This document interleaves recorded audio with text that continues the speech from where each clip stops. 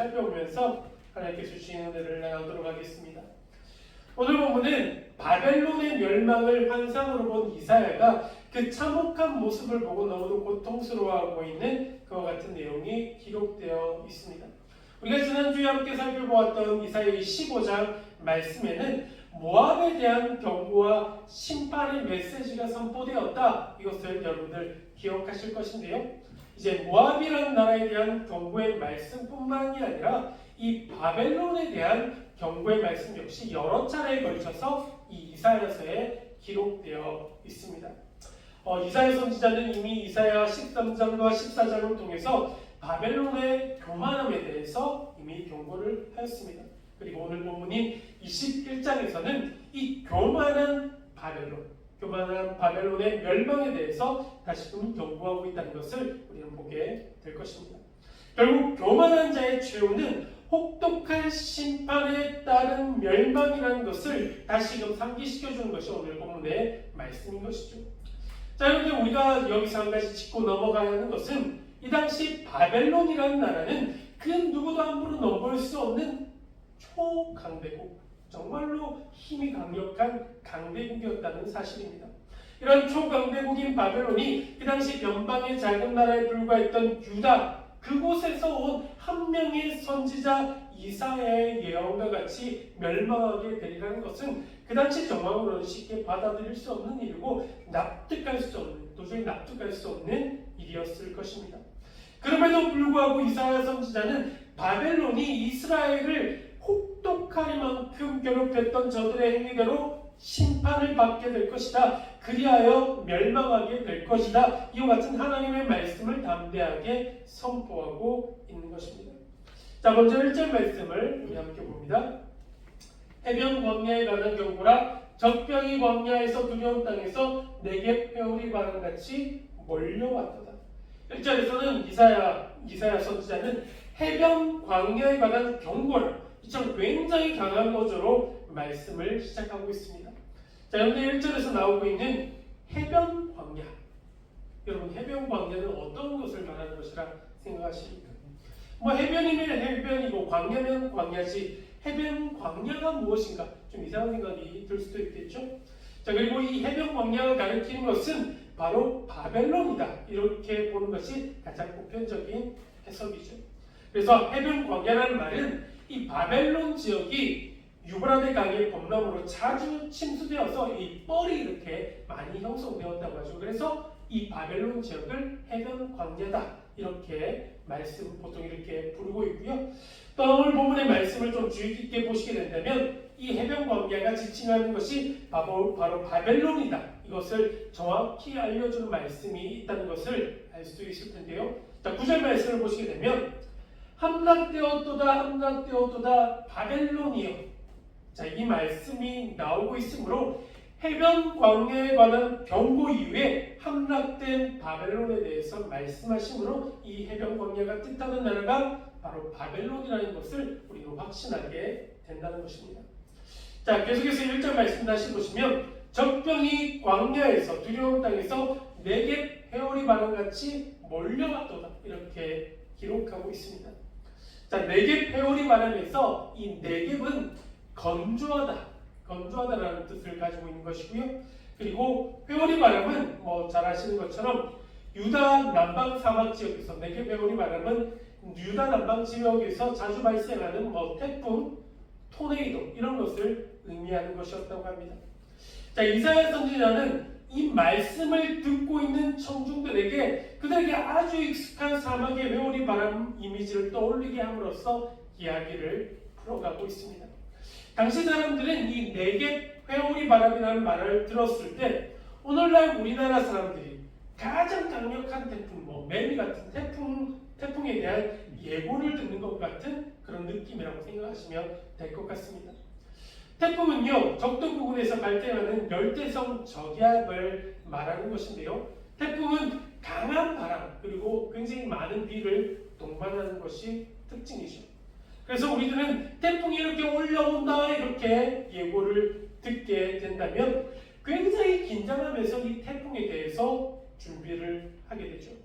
오늘날은 인공위성과 슈퍼컴퓨터의 도움으로 태풍의 경력과 위력을 예상하면서 그에 따른 적절한 대비책을 우리가 마련할 수 있겠지만 이사야 시대에는 이 일기예보, 예보라는 것이 전무하지 않았겠습니까? 이사야 선지자가 오늘날의 일기예보관처럼 강한 모래 폭풍이 동반된 남방 회오리 바람, 네겝 회오리 바람이 몰려온다는 소식을 당시 사람들에게 이렇게 전하게 되었다면 그 소식을 듣는 사람들은 긴장감을 넘어서 두려움에 휩싸일 수밖에 없었을 겁니다. 즉 해변, 광야에 관한 경고에 대한 말씀을 전하면서 사막의 회오리 바람 이미지를 쓴 것은 바벨론에게 두려움을 주는 강한 적군이 광야에서 몰려오게 될 것인데 어떻게 몰려올 것인가? 네겝 회오리 바람같이 마치 태풍과 같이 토네이도 같이 무섭고도 신속하게 몰려오기 때문에 도저히 손수조차 없이 당하게 된다. 이런 말씀인 것입니다. 자, 계속해서 2절 말씀을 보시게 되면 혹독한 묵시가 내게 보였도다. 속이는 자는 속이고 약탈하는 자는 약탈하다. 엘람이 올라가고 메대어 에오사라 그의 모든 탄식을 내가 그치게 하였노라 하셨다. 자, 이 말씀은요, 이 바로 바벨론이라는 나라가 메대와 바사라는 나라에 의해서 멸망을 당하게 될 것이다. 이것을 예언하는 말씀이라고 할 수 있습니다. 자, 여기에서 우리에게 좀 익숙하지 않은 나라 이름이 좀 나오고 있죠. 바로 엘람이라는 나라입니다. 엘람은 본래 메데라는 나라와 함께 이 메소포타미아 지역에서 오랜 세월 조속해 있었던 나라였는데요. 이 말씀이 기록된 때에는 아수르의 사내립에 의해서 나라는 멸망을 당하게 되고 부족 단위로 이렇게 뿔뿔이 흩어져 있었던 그와 같은 상황이었습니다.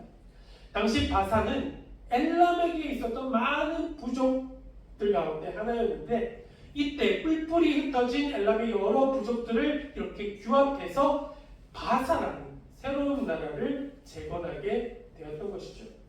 그럼 우리 여기서 말하는 엘람은 바로 바사 제국의 전신이라고 보시면 될 것 같습니다. 우리는 바사라는 제국 이름은 많이 들어보았죠. 자, 그런데 아이러니하게도 이 나라는 엘람과 메데는 당시 바벨론이라는 나라와 함께 상당히 우호적인 관계를 맺고 있었던 동맹국이었습니다. 그러므로 엘람이 올라가고 메데어 에오사라 이 말씀은 굉장히 우호적인 관계를 유지했던 이들, 동맹국이라 생각했던 이들로 인해서 바벨론이 멸망하게 될 것이다. 오늘 친구였던 자들이 바로 다음날 적이 될 것임을 예언하는 가슴 아픈 말씀이기도 한 것이죠. 자, 바벨론은 본래 티그리스와 유보라데 강과 같은 그 거대하고도 수많은 물줄기로 둘러싸인 천연 요새였습니다. 그래서 다른 나라의 침략을 쉽게 방어할 수 있는 지형적 이점을 가지고 있었던 나라였어요. 그리고 무역을 통해서 거대한 부를 축적해서 당시에 가장 강력한 나라로 성장할 수 있었던 겁니다. 그런데 이러한 번영이 바벨론으로 하여금 교만한 마음을 품게 하였고 이 같은 번영은 자연스럽게 교만함으로 이어져서 이 교만함은 종교적인 타락, 도덕적인 타락, 사회적인 타락을 가져오게 만들어버렸습니다. 한때 세상을 지배하고 정복했었던 바벨론이지만 하나님 없이 쌓아올렸던 모든 번영의 결과물들은 즉 그들 마음 가운데 있었던 교만의 끝은 하나님의 심판으로 인한 멸망으로 이어지게 되었던 것입니다. 결국 거대한 강대국 바벨론이라 할지라도 하나님의 심판의 때에 메대와 바사의 군대에 의해서 태풍에 휩쓸리듯 속수무책으로 무너지고 말았음을 우리 모두는 알아야만 한다는 것이죠. 바벨론이 무너진다, 바벨론이 망한다, 이사야가 이처럼 외쳤을 때에는 이 말은 허무맹랑한 말처럼 들렸을 것입니다. 어떻게 이처럼 강한 나라가, 강한 나라 바벨론이 망하게 된다는 것인가, 이렇게 반문할 수도 있었을 것입니다. 하지만 지금 우리 모두는 다 알고 있죠. 바벨론은 이미 수천 년 전에 멸망했고 지금은 그 흔적조차 찾기도 힘들다는 것입니다. 바벨론과 같은 거대한 제국의 흥망성쇠를 주관할 수 있는 길은 다른 것에 있지 않습니다. 그 모든 것을 주관하는 마스터키는 오직 하나님 한 분이십니다. 제국을 흥하게 하는 것도, 제국을 멸망하게 하는 것도 하나님의 주권 아래에 있다는 것을 여러분들 믿으시기를 소원합니다. 계속해서 우리가 3절 말씀을 보시게 되면 이사야의 아픔이 이렇게 기록되어 있죠. 바벨론이 장차 당하게 될 재난을 보기만 하는데도 이사야는 자신의 허리가 끊어지는 것처럼 아프다 이렇게 이야기하고 있습니다. 3절을 보시면 이러므로 나의 요통이 심하여 해산이 임박한 여인의 고통 같은 고통이 나를 엄습하였으므로 내가 괴로워서 듣지 못하며 놀라서 보지 못하도다. 이 바벨론의 파멸을 보면서 이사야 선지자는 자신 역시 너무도 고통스러워합니다. 이사야는 바벨론의 파멸에 산모가 해산할 때 느끼는 고통과 같은 크나큰 고통을 느끼며 하나님께서 심판하신다는 그 말씀을 듣고 아무것도 들리지 않고 하나님께서 심판하시는 그 장면이 너무도 무서워서 아무것도 보이지 않는다 말할 정도로 고통스러워하고 있습니다. 자, 그런데 잘 아시는 것처럼 바벨론은 유다를 멸망시킬 나라입니다. 그렇다면 이 바벨론이 당하고 있는 재난을 바라보며 고통스러워하는 것이 아니라 오히려 환영하고 반기는 것이 상식적인 생각 아니겠습니까? 바벨론이 이스라엘과 무슨 상관이 있길래 이사야는 바벨론에 당할 참상을 보며 이렇게 고통스러워하고 있는 것일까? 대부분의 성도님들께서 이렇게 잘 아시는 내용이긴 합니다. 솔로몬 왕 이후로 이스라엘은 북이스라엘과 남유다 두 나라로 나누어지게 되죠. 북이스라엘은 주전 722년경 아수르에 의해서 일찍 망해버리게 됩니다. 또한 남유다 역시 지속적으로 아수르에 의한 위협을 당하고 있었습니다. 이사야 선지자뿐만 아니라 이스라엘 백성들은 너무도 악랄한 아수르의 공격과 괴롭힘 앞에서 절망하고 고통스러워했던 너무도 암울한 시절이었습니다. 사실 이 강대국 특속에 이렇게 휩쓸려 있던 유다라, 그토록 힘이 없었던 남유다 입장에서 할 수 있는 일이라고는 그 아수르의 힘에 대적할 만한 힘을 가진 다른 나라를 의지하는 방법밖에 없었을 것이다. 이렇게 생각을 했던 겁니다. 그래서 그들은 전통적으로 이집트를 의지하기도 했었고 오늘 멸망을 예언하고 있던 이 신흥 강국 바벨론을 의지하며 이들 나라들에게서 나라가 지켜지기를 바라는 헛된 희망을 걸기도 했습니다. 지금 남유다는 바벨론을 의지하고 있죠. 그런데 참 아이러니하게도 남유다는 자신이 그토록 의지하고 희망을 걸었던 대상인 바벨론에 의해서 멸망을 당하고 맙니다. 그리고 왕을 비롯하여서 수많은 사람들이 바벨론의 포로로 끌려가게 되죠. 남유다는 바벨론이 아수르로부터 자신들을 지켜줄 것이다 굳게 믿었지만 오히려 자신들의 도움이 될 것이라 생각했던 바벨론이 남유다를 파괴해버리고 말았던 것이죠. 바벨론은 어떻습니까? 나 자신이 우리에게 동맹국이다, 동맹관계이다, 우호적인 관계이다 믿고 생각했었던 엘람과 메대로부터 후에 나라가 멸망을 당하게 됩니다. 내가 붙잡았던 것, 내가 의지하였던 것, 내가 나를 보호해 줄 것이라 굳게 믿었던 것이 오히려 나의 발목을 붙잡고 있기도 하다는 것입니다. 오늘 본문에서 본문 말씀은 현재 우리가 의지하고 있는 것, 과거에 우리가 의지하였던 것, 그리고 그 당시 남유다와 바벨론이 의지하였던 것이 그 얼마나 보잘것없었는지를 잘 나타내 보여주고 있습니다. 그래서 본문 4절은 다음과 같이 기록하고 있습니다. 4절 말씀, 내 마음이 어지럽고 두려움이 나를 놀라게 하며 희망의 서광이 변하여 내게 떨림이 희망의 서광이라는 말씀이 나오고 있습니다. 희망의 서광이라는 것은 이 캄캄했던 어두운 밤이 이제 지나가고 밝은 해가 이렇게 떠오름으로써 희망찬 새벽을 바라본다. 이런 의미가 희망의 서광이라고 할 수 있겠죠. 이사야 선지자뿐만 아니라 이스라엘 모든 백성들은 악랄한 아수르의 공격 앞에 너무도 절망하며 이제 역사의 무대에서 서서히 떠오르고 있었던 신흥강국 바벨론의 모든 희망을 걸었던 것입니다. 바벨론이 자신들을 구원해 줄 것이다 이렇게 생각했습니다. 이들로 인해서 희망의 서광이 비칠 것이다 이렇게 생각했던 것이죠. 그런데 이것은 착각이었습니다.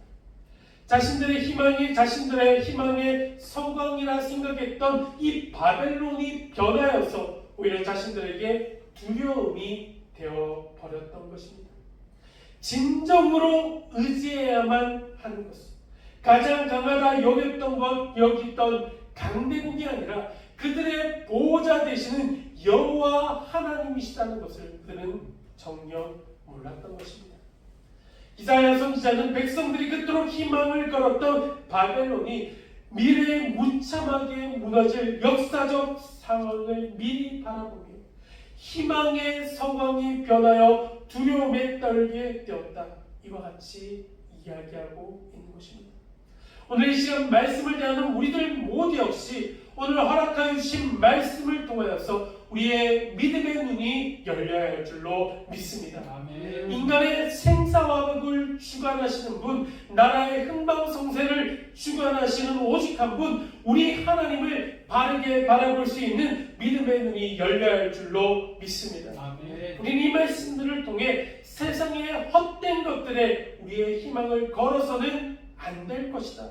바벨론이나 아수르와 같은 세상적인 힘과 능력은 우리의 근본적인 도움이 될 수 없다. 하나님을 배제한 세상적인 힘과 능력이 우리의 희망이며 우리의 구원이 될 수 없다는 것을 우리는 깨달아야만 합니다.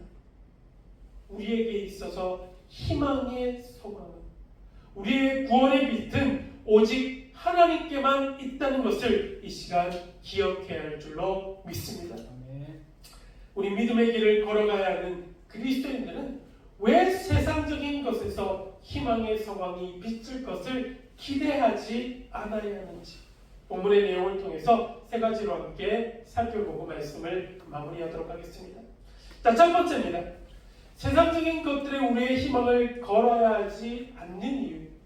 세상에서 타인에게 고통을 주며 이득을 취한 자들은 자신들 역시 고통을 당하며 결국 하나님의 심판을 받게 될 것이기 때문입니다. 우리가 세상의 것들에 희망을 걸어야 하지 않는 이유는, 희망을 걸 필요가 없는 이유는 세상의 모든 것들 결국 하나님의 심판을 받게 될 것이기 때문에, 모든 것들은 결국 하나님의 심판을 받게 될 것이기 때문입니다. 자, 2절 말씀을 우리 다시 한번 보시면, 속이는 자는 속이고 약탈하는 자는 약탈한다. 엘람이 올라가고 메대어 여었으나 그의 모든 탄식을 내가 그치게 하였노라 하시도다. 자, 앞서도 이야기한 바와 같이 엘람과 메대는 훗날 바벨론을 무너뜨릴 바사와 메대를 가리키는 것입니다.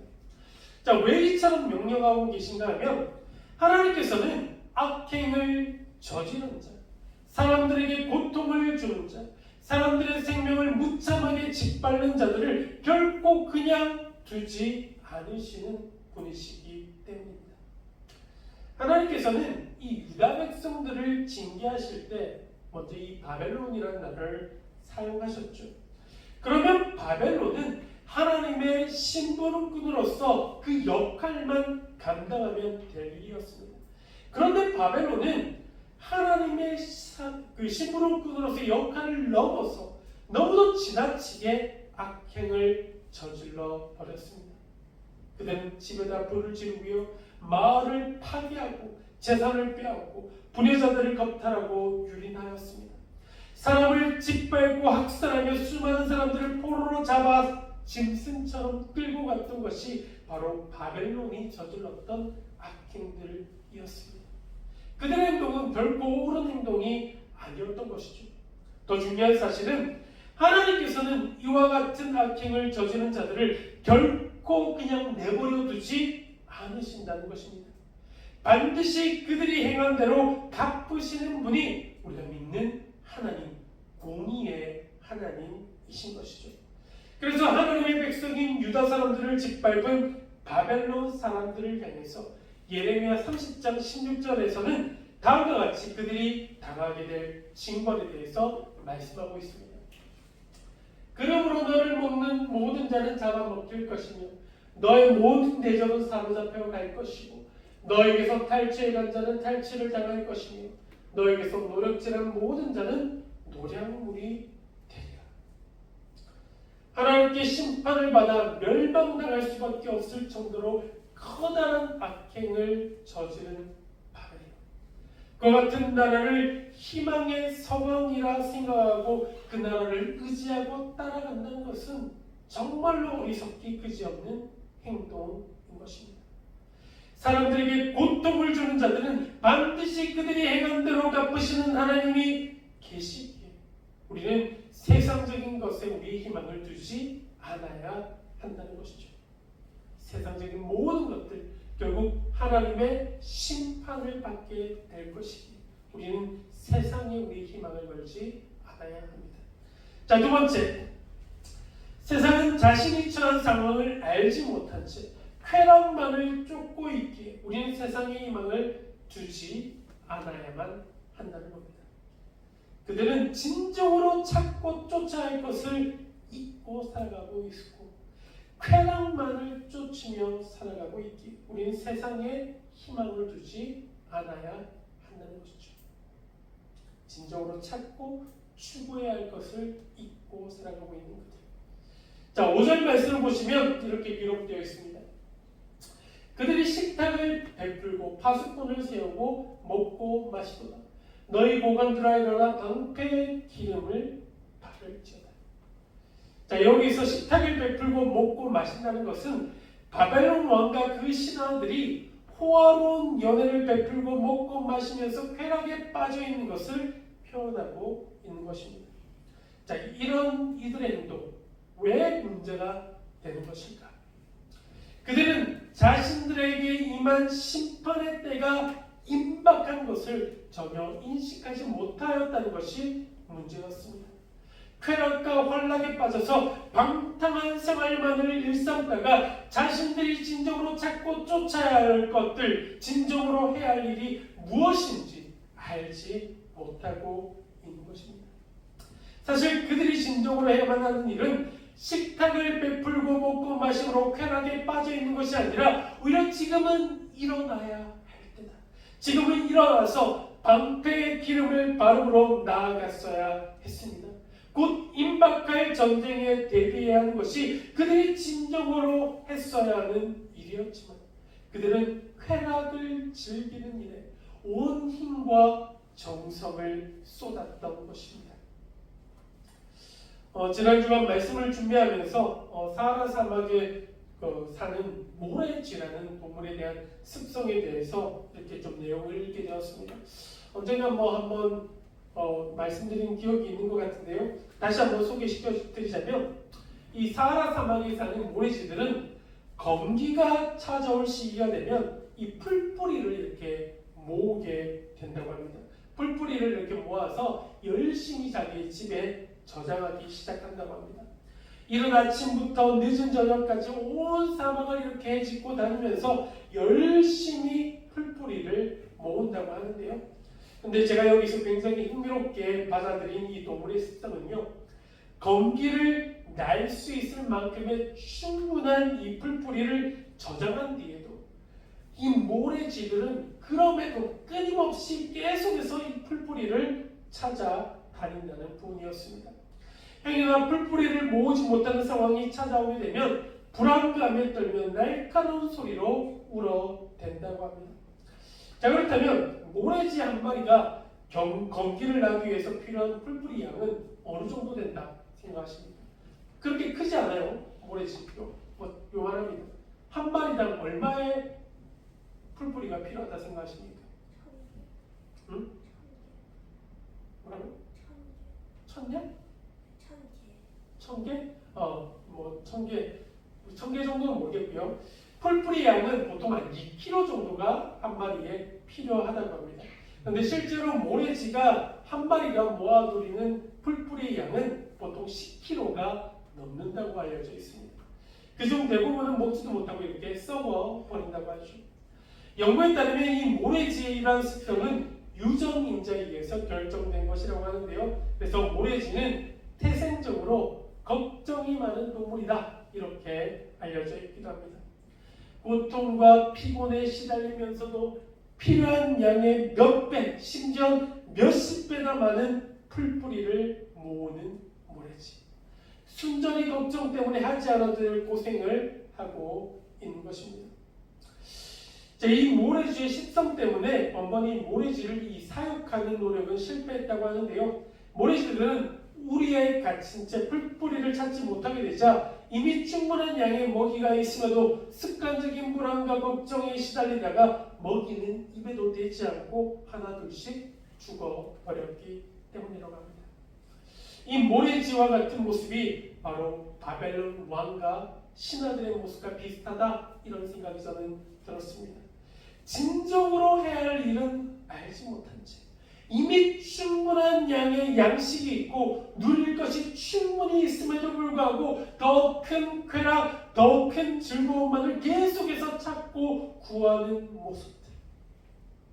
우리는 지금 어떠한 자세로 우리들의 삶을 살아가고 있습니까? 세상은 쾌락을 추구하는 삶이 영원할 것이다, 우리들을 착각하게 만들고 속이고 있습니다. 세상적인 가치와 쾌락을 쫓는 삶의 모습을 희망의 서광이라 말하며 이와 같은 것들을 찾고 쫓으라 말합니다. 하지만 우리들은 쾌락을 쫓는 삶을 희망의 서광이라 착각하지 않아야 하며 여기에 우리 희망을 걸지 않아야 합니다. 하나님의 심판은 어느 순간 도적과 같이 갑자기 임합니다. 적군이 광야에서 몰려올 때 내게 회오리 바람같이 갑작스럽게 몰려올 것입니다. 그렇게 우리는 세상이 추구하는 쾌락에 빠져 진정으로 우리가 해야 할 일을 잊지 않아야 한다는 것이죠. 우리는 늘 깨어 있어야 합니다. 파수꾼의 자세로 늘 깨어있고 준비하고 있어야 합니다. 정신을 차리고 지금 방패에 기름칠하는 군사와 같이 우리의 심령이, 우리의 신앙이 녹슬지 않도록 날마다 매 순간 기름칠하며 늘 준비하는 삶을 살아가야 한다는 것이죠. 아는 것과 머리로 아는 것과 실제로 행하는 것은 다릅니다. 믿음은 아는 것이 아니라 행하는 것이죠. 세상이 주는 쾌락이 우리의 마음을 빼앗기지 말고 우리는 지혜로운 다섯 처녀와 같이 기름을 준비하고 늘 깨어있는 삶을 살아가야 할 줄로 믿습니다. 아멘. 자, 마지막 세 번째입니다. 우리가 세상에 희망을 두지 않아야 하는 가장 근본적인 이유를 알 수 있겠죠. 세상의 헛된 것들은 모두 부서지고 무너지고 말 것이기 때문에. 세상의 헛된 것들은 다 무너지고 부서지고 말 것이기. 하나님 없이 쌓아올린 모든 것들은 결국 부서지고 무너지고 말 것이기에 우리는 여기에 희망을 두지 않아야 합니다. 오직 우리는 하나님께만 희망을 두고 살아야 합니다. 자, 9절 말씀을 보시게 되면 보소서 만병대가 쌍쌍이 옵나이다 하니 그가 대답하여 이르시되 함락되었도다 함락되었도다 바벨론이요 그들이 조각한 신상들이 다 부서져 땅에 떨어졌다 하시도다. 파수꾼은 바벨론이 함락되었도다 함락되었도다 반복해서 보고하고 있습니다. 바벨론은 썩어 없어지고 말 세상의 영광을, 우상 숭배하는 자의 헛된 영광을 상징합니다. 이것은 하나님 없이 쌓아올린 영광입니다. 그들은 세상을 지배했던 자들로 자신들이 쌓아올린 모든 것들, 모든 영광들은 영원할 것이다 이렇게 생각할지 모릅니다. 하지만 하나님의 심판의 때에는 그 아무리 찬란한 영광을 꽃피웠던 바벨론이라 할지라도 순식간에 함락되고 부서지고 무너지고 말 것이라는 것을 우리는 알아야 합니다. 인간이 제 아무리 거대한 성을 쌓는다 할지라도 찬란한 문화를 꽃피우고 막강한 군사력과 넘치는 경제력을 가졌다 할지라도 하나님 없이 세운 모든 것들은 하나님의 심판 앞에서는 그것들 모두는 허망할 것일 뿐입니다. 하나님께서 심판하실 때 전부 사라지고 무너지고 부서지고 말 것들이 이 세상의 헛된 것들입니다. 그러므로 여기에 우리의 희망을 거는 것은 대단히 어리석고 위험한 일이라고 할 수 있겠죠. 말씀을 마무리합니다. 이 아침 말씀을 통해서 우리의 희망이요 우리의 구원 되시는 분, 우리에게 희망의 성황이 비치게 하실 분은 오직 하나님 한 분밖에 없음을 이 시간 믿음으로 고백하는 사랑하는 모든 성도님 되시기를 주님의 이름으로 축복합니다. 또한 주님을 늘 가까이 하는 삶, 늘 깨어있음으로 주님 오실 날을 예비함으로 살아가는 사랑하는 모든 성도님 되시기를 주님의 이름으로 간절히 축복하며 축원드립니다. 아멘. 자, 이 시간 우리 말씀을 기억하면서 함께 찬양할 때 하나님, 우리는 주님만을 의지하며 살아가겠습니다. 오직 주님을 통해 희망의 소망을 발견하는 저희들 되기를 소원합니다. 우리의 힘과 능력, 도움 되시는 주님을 더욱더 사랑하는 저희들 되겠습니다. 이 시간 같은 마음으로 내가 주인 삼은 이 찬양 고백 함께 올려드리겠습니다. 하나님 감사합니다. 저희들이 이 세상을 살아갈 때 결국은 썩어 없어지고만 바벨론처럼 무너지고 부서지고 함락되어지고만 세상의 헛된 것들을 바라보며 살아갈 것이 아니라 우리에게 희망의 소망이 비치게 하실 오직 한 분, 우리에게 구원의 빛을 허락하여 주실 오직 한 분, 주님만을 바라보는 삶을 살아가게 하여 주시옵소서. 주님만을 섬기는 삶을 살아가게 하여 주시옵소서. 주님만을 의지하는 삶을 살아가는 저희들 되게 하여 주시옵소서. 그리하여 오직 희망의 소망을 주님께로부터 발견하고 그 주님에게 우리의 희망을 걸고 살아가는 저희들 되게 하셔서 이 마지막 때를 슬기롭게 헤쳐나가며 살아갈 수 있는 저희들 모두 되게 하여 주시기를 간절히 소원하며 이제는 우리 주 예수 그리스도의 은혜와 하나님 아버지의 극진하신 사랑하심과 성령님의 감화감동 교통하심의 은혜가 이제 우리에게 희망의 소망이 비치게 하실 오직 한 분, 구원의 빛을 비추어 주실 오직 한 분, 예수 그리스도만을 바라보며 살아가기를 소원하며 결단하는 이 자리에 머리 숙인 사랑하는 모든 성도님들의 삶과 삶의 자리 가운데 지금부터 영원토록 함께하여 주시기를 우리 주 예수 그리스도를 받들어 간절히 축원드리옵나이다. 아멘.